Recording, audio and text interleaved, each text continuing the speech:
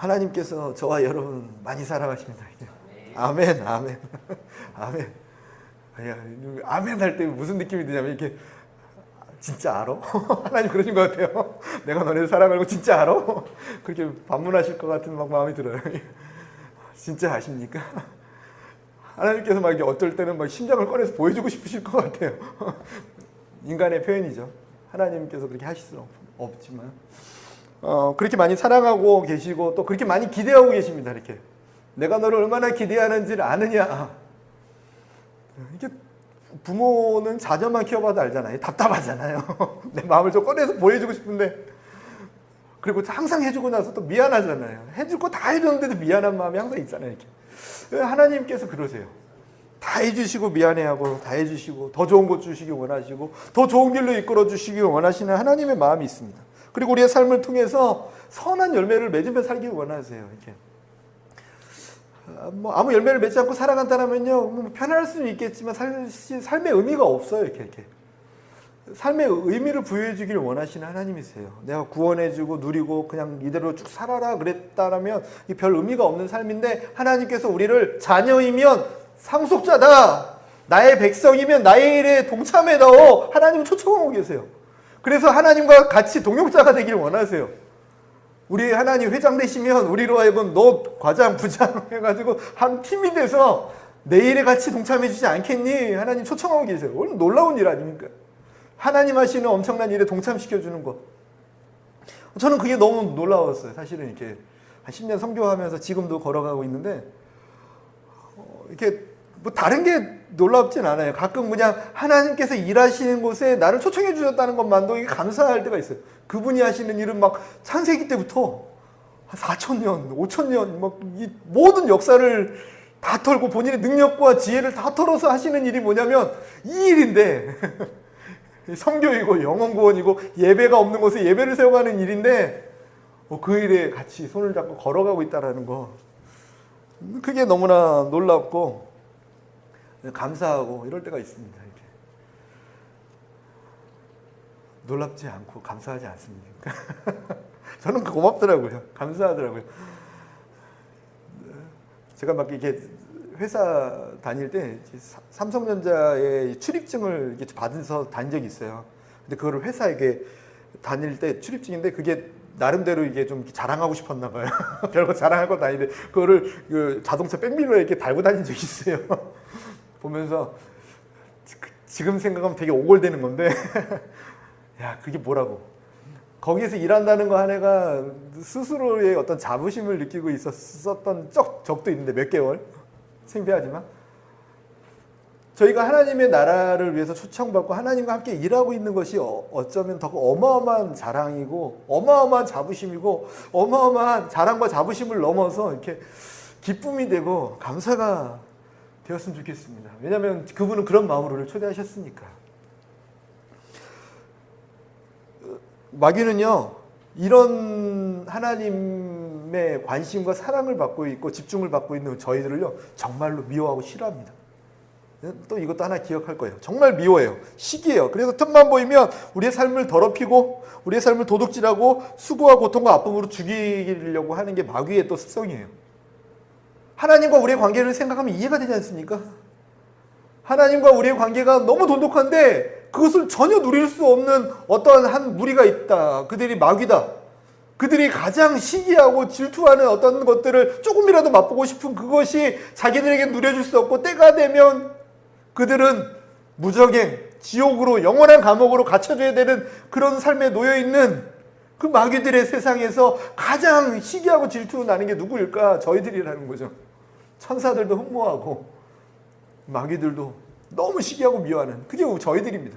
그들이 저희들 너무 미워하기 때문에 도둑이 오는 것은 도둑질하고 죽이고 멸망시키려는 것뿐이요 내가 온 것은 양으로 생명을 얻게 하고 더 풍성히 얻게 하려는 것이나 말씀을 통해서 증거되는 것은 무엇이냐면 계속 우리를 죽이고 빼앗으려고 달려드는 존재가 있다는 거예요. 그것을 좀 기억하고 살았으면 좋겠습니다. 이렇게 성경의 요셉은요 정말 멋진 사람이었습니다. 요셉 이렇게 청소년 시절에 하나님의 꿈을 받은 사람이에요. 청소년 시절에 꿈을 받은 사람이 대단하지 않습니까? 하나님의 약속을 받은 사람입니다. 하나님께서는 어떤 사람에게 일을 할 때 어떻게 하시냐면 어떤 공동체를 통해서 일하실 때 당신의 말씀을 이렇게 주신 다음에 그 말씀으로 일하세요. 당신의 소원을 주신 다음에 그 소원으로 일하세요. 말씀 없이 일하는 건 어쩌면 그냥 반석 위에 집을 짓지 않는 것처럼, 모래 위에 집을 짓는 것처럼 그렇게 짓지 말라고 하세요. 창수가, 태풍이 일어나면 다 무너져 버리니까 하나님 말씀으로 일하신다라고 명확히 말씀하신 거예요. 반석 위에 집을 지어라. 뭐냐면 나는 어떤 일을 할 때 분명히 말씀으로 일하신다 말씀하세요. 하나님의 소원을 우리에게 두고 행하신다고 말씀하셨다는 거예요. 근데 요셉은요, 청소년 시절에 하나님의 말씀을 받은 사람이에요. 하나님의 꿈을 2번이나 꾼 사람이에요. 본인이 꾸기 위해서 너 무슨 꿈 꿨니? 그래서 막 생각해서 해낸 게 아니라 그냥 자고 일어났는데 하나님이 2번이나 똑같은 꿈을 꾸게 하시면서 그에게 소원을 주신 거예요. 하나님의 부르심을 받은 사람이에요. 청소년 시기에 얼마나 멋집니까? 그리고 청년들의 형들에게 미움과 따돌림을 당하고 죽일 뻔하고 노예로 팔려가서 10년 동안 보디발 집에 노예로 살던 사람이었어요. 근데 그 가운데서도 원망하거나 불평하거나 내가 왜 이런데, 아니면 미워하거나 분노를 사서 복수하겠다 하면서 내가 저 형들을 죽여버릴 거야, 막 이런 분노에 불타서 막 복수하려고 이랬던 사람이 아니라는 거예요. 성경에 그럼 어떻게 표현하고 있냐면 하나님께서 당신들은 나를 헤아려 하였으나 이 헤아려 하던 것을 손으로 바꾸신 하나님이십니다. 그가 당한 환난과 고통, 이 모든 것을 당하면서도 그는 뭘 얘기하냐면 하나님께서 이 악한 것들을 선하게 바꾸실 거예요. 하나님은 가능하세요. 지금 분명 막혀 있는데 하나님은 형통케 하세요.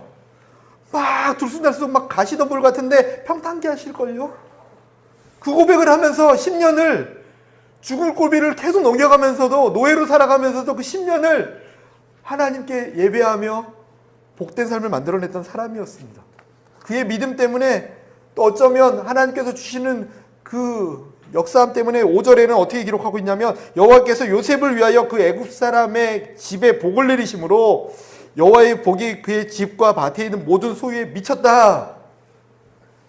결론을 그렇게 내려주세요. 보디발 집에서 10년까지 살면서의 결론이 뭐냐면 요셉, 내가 그에게 복을 줘서 그가 복을 받은 것 이상으로 그 주변 사람들에게도 복이 다 미쳤대요. 보디발, 그는 뭐 하나님이 누군지도 알지 못하는데 그까지도 덩달아 하나님의 복을 누렸대요. 믿지 않는 사람들인데 우리가 가는 곳이 복되기 때문에 우리 때문에 주변 사람들이 막 복을 받는데요. 우리 자녀가 간 학교가 내 자녀 때문에 뭐 복된 곳이 돼버린대요. 내가 간 직장이 나 때문에 복된 곳이 돼버린대요. 막 이런 거예요. 자녀들로 하여금 좋은 곳 찾아다니라고 하지 마세요. 너가 복이다. 너가 하나님의 인도하심을 정확히 받고 있다라면 너가 가는 그곳이 형통케 되며 너가 가는 그곳이 평탄케 되며 너가 가는 그곳이 가장 멋지고 아름다운 하나님의 동산이 될 거야가 맞는 거죠. 그런 사람으로 키워주십시오. 요셉은 그렇게 컸습니다. 얼마나 멋집니까? 아무리 해를 하려고 해도 해를 당할 수가 없어요. 이게 방패 아닙니까? 전신갑주를 입어라. 무슨 전신갑주요? 믿음의 방패를 가지라고 막 가르쳐줘요. 믿음의 방패가 어떤 믿음의 방패입니까? 이게 아무리 불화살을 쏴도 다 막을 수 있는 방패 아니에요. 그 믿음이 무엇입니까? 하나님은 나와 함께 계셔서 누가 불화살을 쓰더라도 난 다 막을 수 있어. 그분은 악을 선으로 바꾸시는 분이야. 십자가 사건이 너무나 악한데 그것을 통해서 우리를 구원하고자 하시는 분이야. 나를 모함하고 죽이려고 하고 있던 이 모든 악한 것들을 통해서, 나를 통해서 많은 사람들을 구원하기 위한 하나님의 계획이 있어. 막 이거 누가 감당합니까? 세상이 감당 못하는 사람이 이런 사람인 줄 믿습니다. 세상에 끌려다니는 사람이 아니라 감당 못하는 사람으로 자녀들을 키워주십시오. 그럼 세상에서 자녀들을 불편해할 겁니다. 그들은 불편해할 거예요. 불편함을 주는 사람이 돼야 돼요. 어디에서든, 교회가 됐든 어디에서든. 좀 불편해. 저 어제 저녁에 친구들하고 8명하고 이렇게 같이 고등학교 친구들하고 만났는데 조금 한두 시간 있으니까 불편해하는 거예요. 너 안 가냐? 안 가냐? 계속 불편한 거예요. 말 한마디를 하더라도 막 18이 들어가야 되는데 나 있으면 이게 김 목사 계속 걸리는 거예요. 불편한 거예요, 계속. 편하게 할수록 더 편하지 않는 거예요, 얘들은. 좀 그리스도인이라면 불편함을 줘야 되지 않습니까? 물론 하나님의 나라를 위해 걸어가는 곳에는 시너지가 나야 되는 거죠. 근데 세상 앞에서는 불편함이 가해지는 그런 자녀였으면 좋겠고, 저와 여러분이었으면 이 요셉이 그랬습니다. 얼마나 멋진 사람입니까? 근데 이 10년이 끝나고 났어요. 이제 힘든 일을 잘 겪고 이겨나갔어요. 그러면 이제 열매가 올 때가 됐구나. 이제는 하나님께서 이 힘든 광야를 잘 지났으니까 좋은 일이 일어나겠구나. 이것을 기대했으면 좋겠는데, 그런 꿈이 이루어지구나 였으면 좋겠는데, 오늘 말씀해 보면요, 그건 저의 개인적인 바람이고요. 오늘 말씀해 보면 더 큰 어려움이 또 찾아옵니다. 저 이거 준비하다가 이거 그만할까 몇 번 고민했어요. 주님, 저희 교회에 이제 좀 이렇게 이제는 잘 될 거다, 복을 받을 거다, 이 말씀하게끔 하면 안 돼요? 맨날 죄 이런 거 얘기하고 맨날 이런 거 얘기하기 이제 민망한데, 또 다 알만한 분들이 이 생각이 들어가지고 한 2번 엎으려고 하다가, 근데도 계속 기도하면 그냥 이게 더 마음이 편안하더라고요. 요셉을 보면서 그는 정말로 하나님의 꿈을 갖고 있고 믿음 때문에 어려움을 잘 버텨나가고 있어요. 그럼에도 불구하고 하나 더 찾아옵니다. 오늘 보니까 7절에 그의 주인의 아내가 요셉에게 눈짓하다가 동침하기를 청하니, 요셉을 넘어뜨리고 쓰러뜨리고 망가뜨리려는 죄의 유혹이 요셉 앞에 또 다가온다는 거예요. 심지어는 10절에 보니까 여인이 날마다 요셉에게 청하였으나, 날마다 청했대. 날마다. 한 번에서 거절한 게 아니라 끈질기게 유혹했다는 거예요. 여인에게 유혹을 당했다. 나는 여자니까. 여인이라는 개념이 세상이라는 개념으로 쓰여요. 여인이라는 개념은 하나님 보면은, 성경에 보면 이제 여인의 자녀들, 아들의 자녀, 이렇게 여인이라는 표현이 요셉에게 가장 연약하면서 세상적인 부분, 죄로 넘어져 쓰러지게 만들 수 있는 그런 부분이었다는 거예요. 우리에게도 마귀는요, 힘든 일을 잘 버티고 이겨나갔다고 해서 바로 찾아오는 게 아니라 그 다음 하나가 더 있는 것을 기억했으면 좋겠습니다. 죄의 유혹이에요. 죄로 쓰러뜨리고 넘어뜨리게 만들어버리는 거예요. 지금까지 힘들게 이겨난 모든 것들을 다 물거품이 되게 만드는 한 가지의 시험이 또 요셉에게도 찾아온다는 거예요. 고린도전서 10장 12절 말씀에 그런즉 선줄로 생각하는 자는 넘어질까 조심하라 말씀하고 있어요. 이 정도 내가 버텼으면 웬만한 어려운 것들은 다 이기겠지, 이런 생각하지 마시고요. 선줄로 생각하면 넘어질까 조심하라는 말씀을 기억하면서 더 겸손하고 더 낮은 곳으로 가는 저와 여러분이 되었으면 좋겠습니다. 삼손이라는 사람은요, 이렇게 블레셋으로부터 이스라엘 백성들을 건져서 그들을 지키고 보호하는 역할로 날 때부터 하나님의 선택을 받은 사람이에요. 요셉하고 비슷하죠. 요셉보다 어쩌면 더 날 때부터 하나님의 확실한 부르심이 있는 사람이었고, 그 부르심을 능히 감당할 수 있는 힘과 능력과 권세를 특별하게 부여받은 사람이에요. 그래서 나귀뼈 하나로 1000명을 무찔렀다, 여우의 꼬리를 막 묶어서 말도 안 되는, 이게 정말 가능한 일이야 싶을 정도의 일들을 마구 보여주면서 기록하고 있는데, 결국 뭐냐면 블레셋의 군대에 모든 사람이 동원해도 그 한 사람을 당해낼 수 없을 정도의, 하나님이 여시면 아무도 막을 수 없는 것처럼 하나님과 함께하는 이 한 사람을 그 누구도 막을 수 없다는 것을 명확히 설명해주고 있는 게 삼손이에요. 아무도 당해낼 수 없었어요. 어떠한 환난이나 박해나 공격이나 우격들, 무엇을 해도 다 넉넉하게 이길 수 있는 게 삼손이었어요. 근데 한 여인의 유혹 앞에서 사랑에 빠졌다. 그리고 사랑에 빠져서 그 여자의 무릎에서 잠들었다. 여자의 무릎에서 잠들었을 때 하나님께서 절대로 이것만은 하면 안 된다라는 머리털을 미는 사건이 그 여자의 무릎에서 일어나고, 그는 하나님의 말씀을 버리게 되는 일이 일어납니다. 그래서 삼손은 자기가 아직도 힘이 있는 줄 알고 벌떡 일어났을 때 그는 모든 힘이 없어진 것을 알게 되고, 그의 능력이 사라지고 눈이 뽑히고, 그가 강력한 밧줄로 막 쇠사슬로 묶어매도 다 끊어냈던 사람이 노줄에 묶여서 감옥에 갇혀서 맷돌을 돌리는 삶이 되었다가 결론이에요.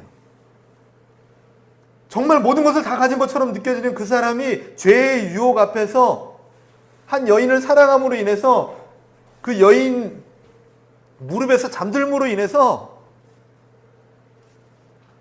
눈이 뽑혔대요. 더 이상 하나님의 나라와 하나님의 꿈을 보지 못하는 사람이 되었대요. 영 분별이 안 되는 거예요.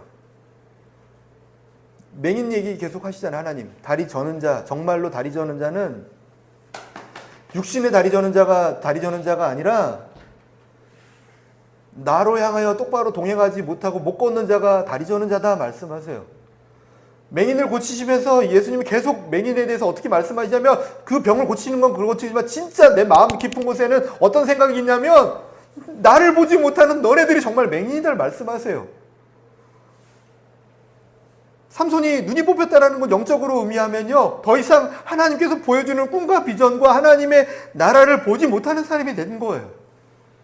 노줄에 매었다는 건 너무 가벼운 환경 가운데 묶여서 환경 때문에 안 돼요, 누가 안 도와줘서 안 돼요 라고 말하고 있는 갇힌 삶이 되었다는 거예요.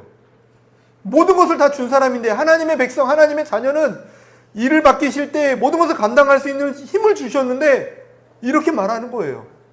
이 노줄 때문에 나는 아무것도 할 수 없습니다. 아무도 도와주지 않아서 내 위에 있는 저 상사 때문에 돈이 없어서 건강 때문에요, 환경에 놓여 있는 못 때문에 나는 할 수가 없습니다라고 말하고 있는 삶이 되었다는 거예요. 진정한 자유함은 성령님이 임하시면 진리 가운데 거하면 임합니다. 그 자유함이 와 자유다가 아니라 그 어떠한 것도 하나님 말씀 앞에 걸어가는데 나를 막을 수 없다는 것을 정말 믿고 살아가는 삶이 되는 거예요. 하나님이 가라 하면 가고요, 서라 하면 섭니다. 아무도 막을 수 없습니다. 어떠한 환경도 막을 수 없습니다. 그런 삶이 되어야 되는데 전에는 그런 삶이 되었는데 지금은 그런 삶이 못 되었던 그 한 계기는요, 여자를 사랑하게 되고 여자의 무릎에 잠들어 하나님의 말씀을 떠났다. 감옥에 갇혀서 맷돌을 돌리는 삶이 되었다는 건 어떤 의미가 있냐면요, 그때 당시 맷돌은요 이렇게 회전하면서 계속 도는 맷돌, 계속 반복하고 수고하고 무거운 짐을 짊어지고 돌고 있는데 열심히 수고하고 있는데 내가 뭐 하는 건지 모르는 거예요. 열매가 나지 않는 수고만 하고 있는 삶, 너무 안타까운 거죠. 우리는 하나를 심으면 30배, 60배, 100배의 열매를 만들어내면서 내가 한 것 이상으로 시너지를 만들어내는 삶이에요. 횃불 하나를 가지고 군대를 무찔러버리고 300명도 너무 많아서 작은 것 하나로 최소 비용으로 최고의 작은 한 달의 비용으로 최대의 효과를 내는 게 하나님이세요. 근데 최대의 효과를 내기 위해서 최대의 것을 사용하면서도 조금의 효과도 못 내는 건 마귀의 역사고 죄의 열매예요. 이게 지금 삼손의 삶에 일어났던 계기는 무엇이었냐면요, 죄라는 거예요. 죄. 나 왜 이렇게 힘들지? 지금 한국 사회에 보니까 다 어제 8명하고 만나는데 힘들다만 얘기해요. 여기서 올까지 올라온 게 뭐냐면 힘들지, 당연히. 너무 힘들대요. 힘들지. 하나님과 멀어졌는데. 안식의 주인이신 하나님과 멀어지면 힘든 거야. 여기까지 올라왔는데 돌에 맞을까봐 니나 잘하고 역시 목사 아니랄까봐 다음부터 나오지도 말라고 할까봐 비겁했어요. 돌에 맞아도 해야 되는데 그게 우리의 삶인 줄 믿습니다. 그래야지만 우리를 보면서 빛을 전한다고요. 무슨 빛을 전합니까? 우리를 보면서 그들이 나도 저런 쉼을 누리고 싶네, 나도 저런 안식을 누리고 싶네, 나도 저런 기쁨을 누리고 싶네가 보이면 부러워서 흠모하면서 당신에게 있는 그 힘이 어디서 나옵니까? 그러면 우린 그때 그리스도를 자랑할 수 있는 거예요. 예수님 믿으세요, 예수님 믿으세요. 니나 나나 삶이 똑같아 보이는데 뭘 강요하냐, 입으로만 하느냐, 이게 그들의 말이에요. 지금 세상 사람들이 하는 말이 그거예요. 너는 복음을 몰라서 그렇다라고 믿는 사람들은 다가가고 있는데 어제 만난 친구들이 뭐라고 얘기하는지 아세요? 믿는다고 하지만 뭐가 다른지 좀 설명 좀 해달라는 거예요. 똑같다는 거예요. 왜냐하면 삼손이 처해 있는 상황과 똑같으니까. 너도 수고하고 무겁고 짐지고 어렵고 이렇게 하고 있지 않냐. 똑같은 짐을 지고 있는 가운데서도 하나님이 드러나고 하나님이 자랑되어지고, 그게 저와 여러분의 삶인 줄 믿습니다. 도전되십니까? 문턱이 왔습니다. 문턱이 왔어요. 고생 많으셨어요. 요셉처럼 하나님의 꿈을 청년 때 갖고 청소년 때 갖고 환난과 박해를 이겨 나가며 광야를 지나서 지금 여기까지 왔어요. 막 사람들이, 형제들이 죽이려고 하고 모함하고 다 이겨냈어요. 우리는 다 이겨내고 이제는 해볼만 하다. 그때 이 문턱 앞에서 죄의 유혹에 대해서 능히 이겨내는 저와 여러분이었으면 좋겠습니다. 욕심이란 단어가 왜 이게 무슨 뜻일까? 사전적인 의미는 참 욕심이 뭐지? 욕심이 잉태하여 죄를 낳고 죄가 장성하여 사망에 이르게 된다. 삼손의 지금 삶은 사망이에요. 그죠? 죽음이에요. 자신이 숨을 쉬고 있지만 모든 것을 다 잃어버린 건 사망이에요. 숨 쉬고 있다고 삶이 아니죠.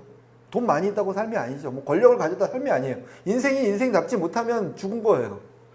부부관계에서도 마찬가지예요. 이게 같이 있다고 부부가 아니에요. 이게 부부가 부부 기능을 제대로 갖고 있어야 부부인 거죠. 하나님과 우리 관계도 하나님과 우리의 관계가 정확히 있어야지만 살아있는 거예요. 하나님은 우리를 지키시고 돌보시고 그분께서 하시고자 하는 일을 우리에게 주시고 우리로 하여금 열매가 나타나고, 그분은 포도나무고 우리는 가지라, 그분께서 우리로 하여금 영양분을 줘서 우리로 하여금 열매가 맺게 하는 것. 우리 스스로 하는 게 아니라 하나님께서 하시는 거. 이게 맺어져야 있어야지만 살아있는 거죠.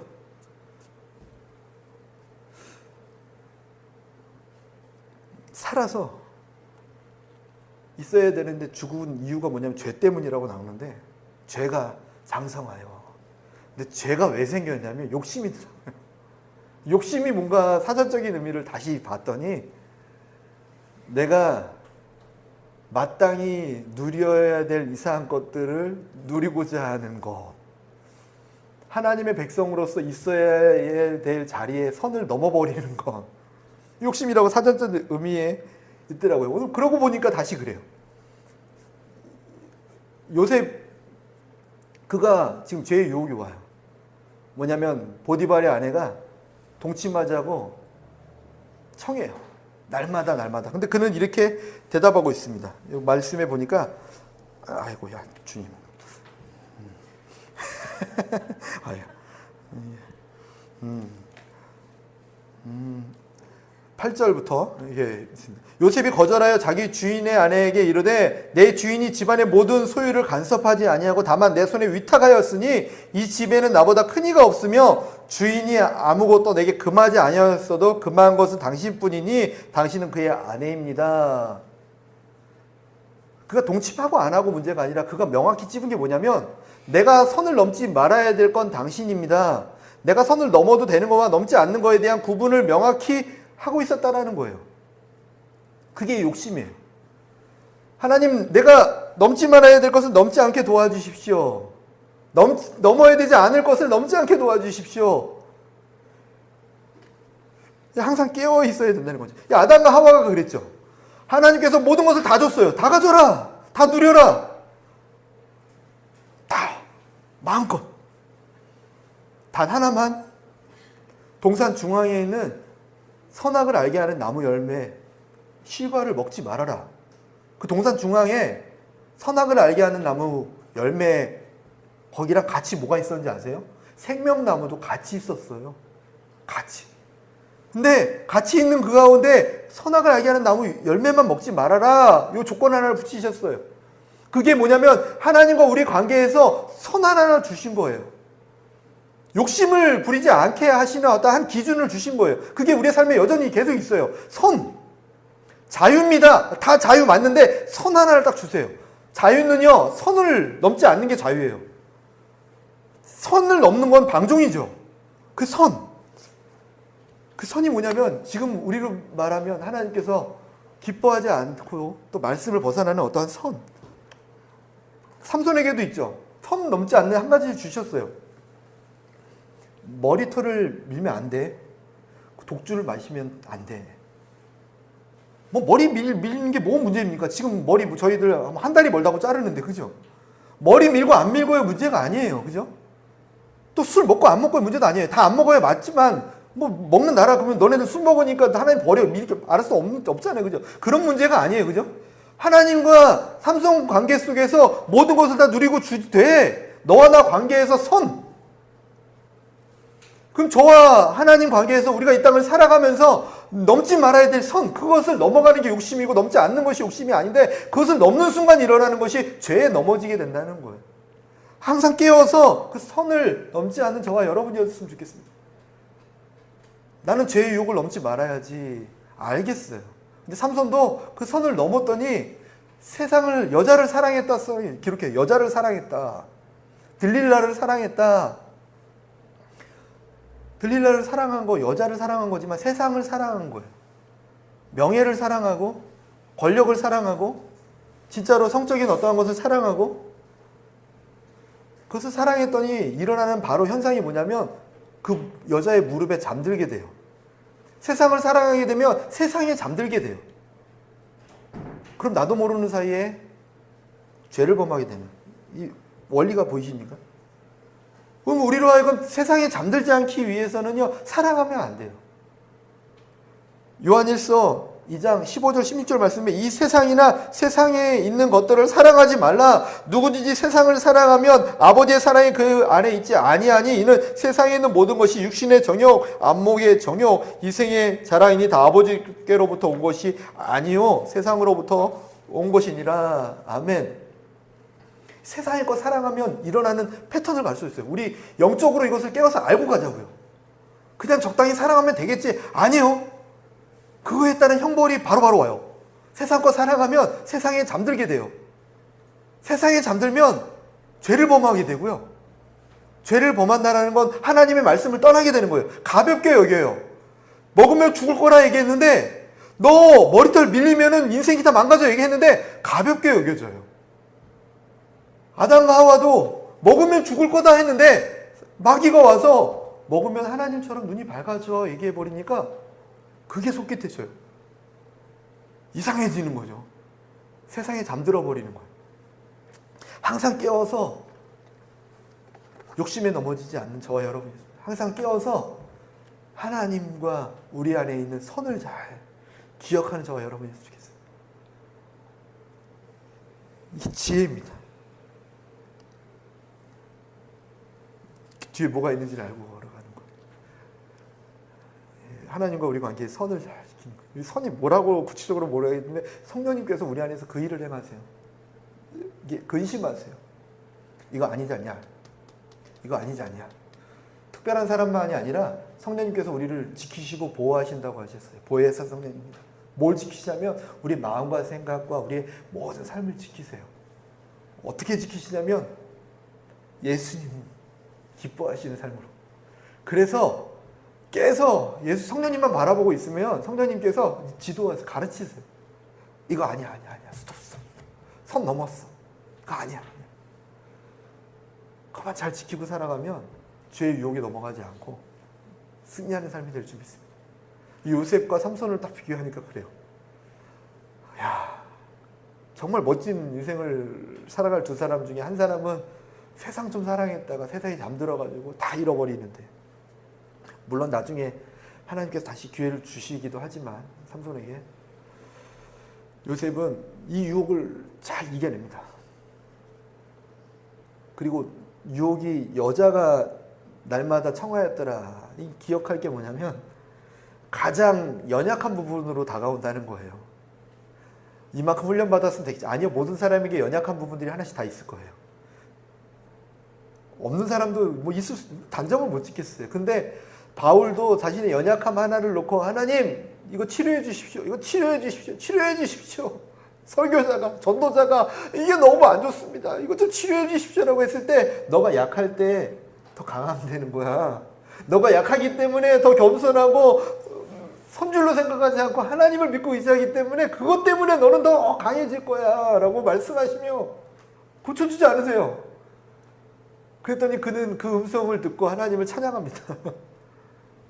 약할 때 강함 되신 하나님, 우리의 약함을 강하게, 우리에게 있는 문제와 어려움을 다 또 그렇게 맞추면 안 돼요. 일단 하나님께 치료해달라고 조르긴 해야 돼요. 하나님 만져주십시오, 고쳐주십시오. 그럼에도 불구하고 주님의 음성이 있다면 그것이 기쁨이 되는 거예요. 왜냐하면 우리 안에 연약함을 마귀도 건드리지만 그걸 통해서 하나님을 붙들고 살아가는 믿음의 사람들이 되기 때문에 그렇습니다. 항상 깨어서 우리의 연약함을 잘 지키시고, 그거 공격해요. 이게 막 공격한다고 안 넘어가는 거 알아요. 저한테 막 맛있는 걸 막 한다고 공격 안 돼요.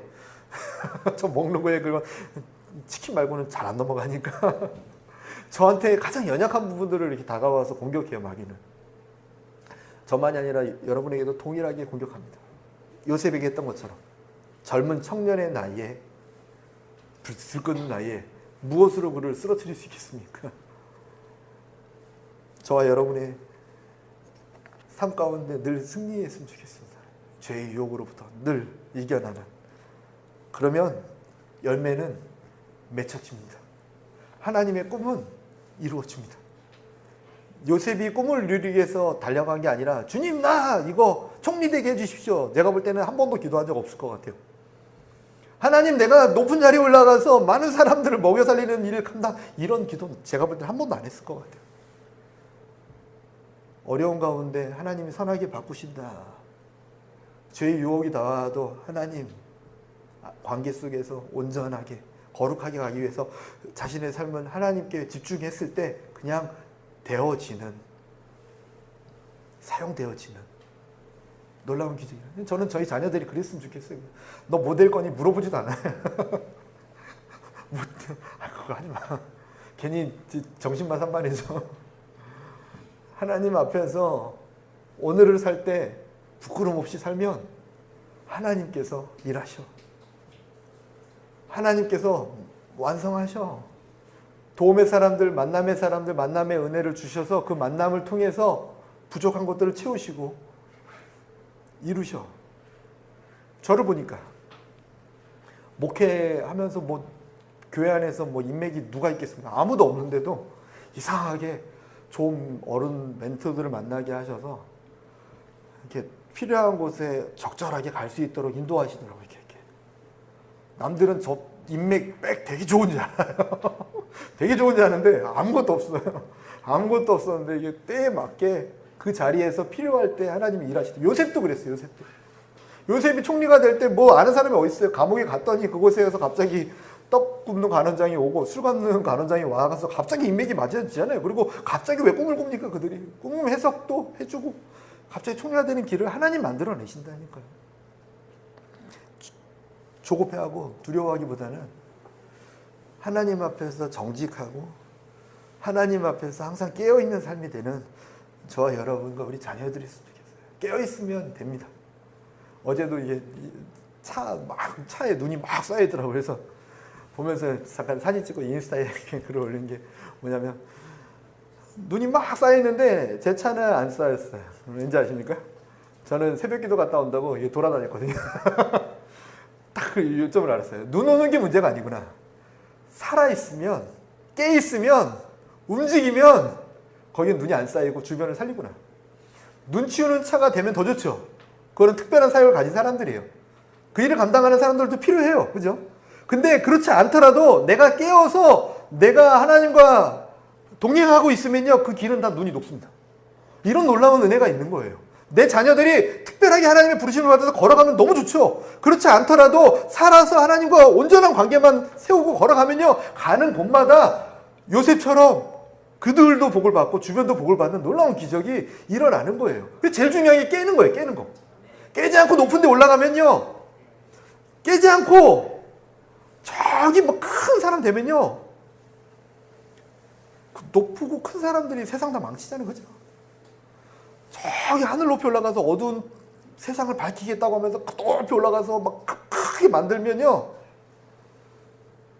빛은 태양으로부터 오는데 하나님은 보지도 않고 자기가 잘났다고 막 올라가면요, 하늘에 떠있는 불편한 큰 돌만 되는 거잖아요. 그죠? 우리 자녀들이 돌이 되면 안 돼요. 큰 돌이 되면 안 돼요. 오히려 그냥 자기 부숴가지고 버려야지. 그죠? 그러면 없는 게 낫잖아요.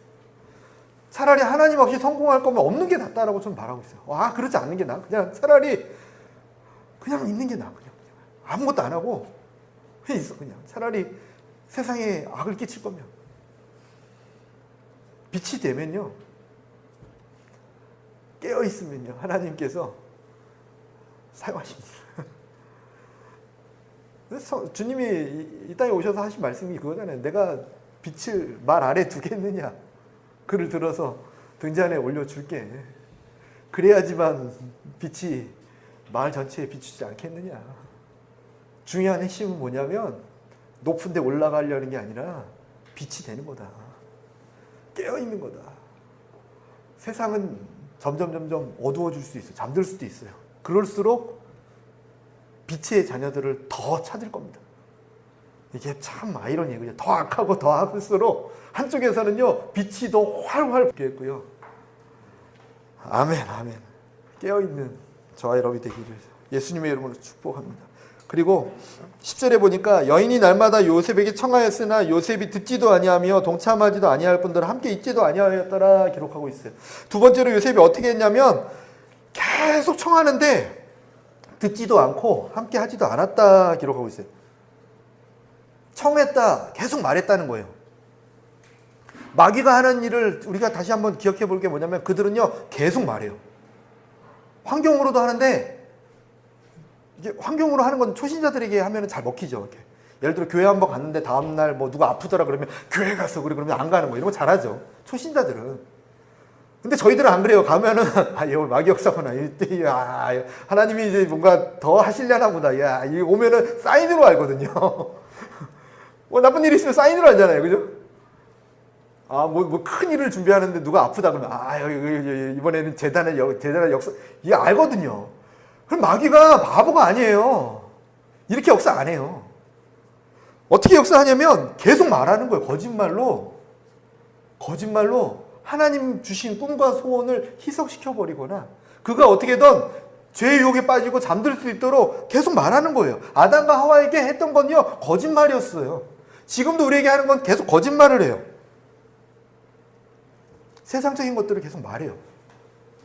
지금도 온라인, 유튜브, 많은 것을 통해서 마귀가 역사하는 게 무엇일까요? 계속 거짓말이에요. 가짜 뉴스라고 얘기하고 있지만 가짜 뉴스를 넘어서 사람들로 하여금 하나님의 방식이 아닌 거룩하지 않은 방식으로 살아가게끔 하기 위한 모든 수단과 방법을 가리지 않고 그는 일하고 있다고요. 마귀는요.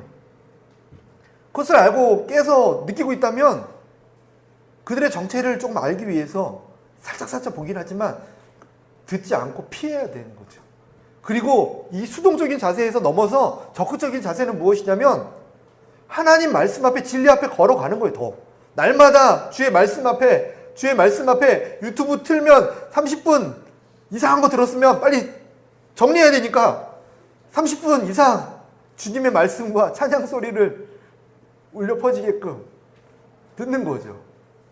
아침에 일어나서 주님의 말씀 보고 서점에 가면요, 이게 좀 죄송한 얘기예요. 건방진 얘기일 수 있어요. 쓰레기 같은 책이 너무 많아요. 그래서 독서를 강요하지 않아요, 사실은.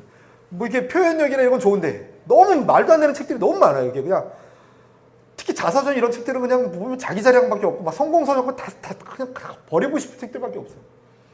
물론 좋은 책들도 있죠. 책이 문제가 아니라 이렇게 접했다면요, 그 시간보다 하나님 말씀 앞에, 이 살아계신 하나님 말씀 앞에 설 수 있는 그 시간들이 우리에게 필요하다는 거예요. 같이 하지도 않았다. 이게 좀 비적극적인 의미라면 우리는요, 주님의 말씀 앞에 날마다 나아갔더라. 그냥 책이 아니거든요. 성령님의 감동으로 쓰여진 하나님의 말씀이고 하나님이세요. 하나님 만나야지. 마귀가 계속 유혹하고 있을 때 하나님 만나면 도망가 버려요.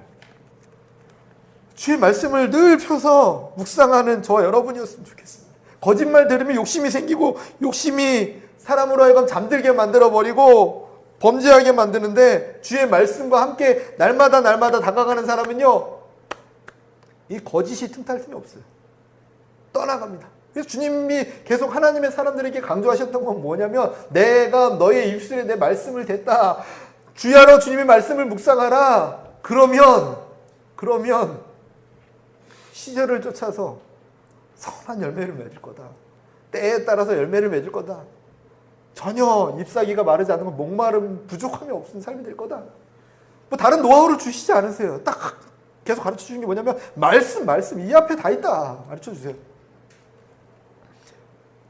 많이 멀어지셨습니까? 성경 말씀에? 1년에 1독 계획한 적이 언제인지 까먹으셨습니까? 1년에 뭐 1독 뭐 양으로 하지 말고요. 그것을 깨닫고 걸어갔으면 좋겠어요. 그럼 승리할 수 있어요. 왜 내가 맨날 질까? 아니요, 이제는 문턱이 왔습니다. 하나님 말씀 앞에 날마다 가야지만 됩니다.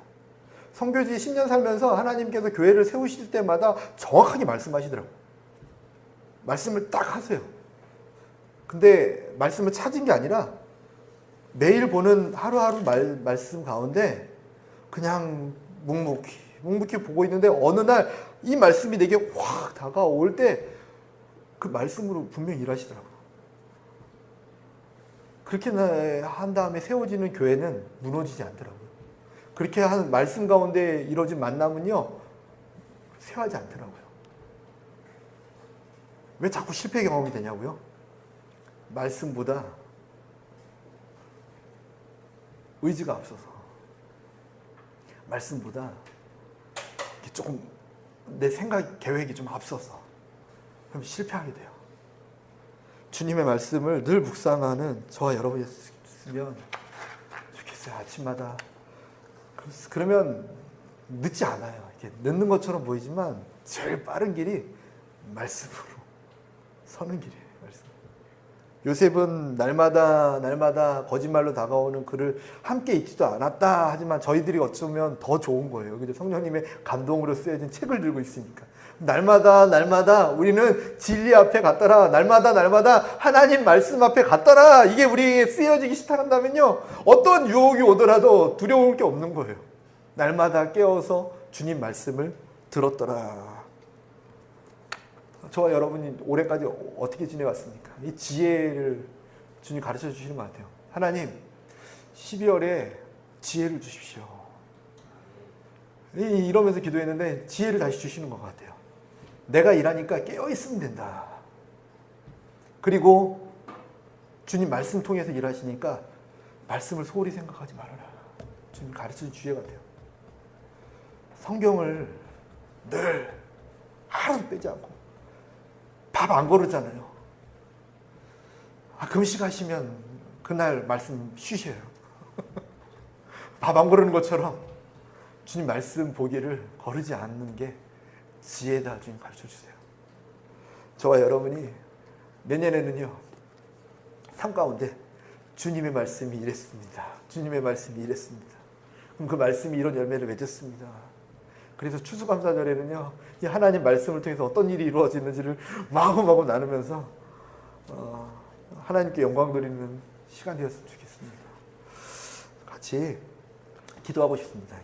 하나님, 저희도 잠들지 않게 도와주십시오. 잠들었다 깼다 했더니 세월을 많이 아끼지 못했는데 이제는요, 주님 잠들지 않게 도와주시고 세상 사랑하지 않게 도와주시고 요셉처럼 어떤 유혹이 와도 능히 이겨나가며 주님의 나라를 이루고 많은 사람들을 구원할 수 있는 통로되게 도와주십시오. 이런 마음으로 같이 주여 부르짖고 통성으로 기도하겠습니다.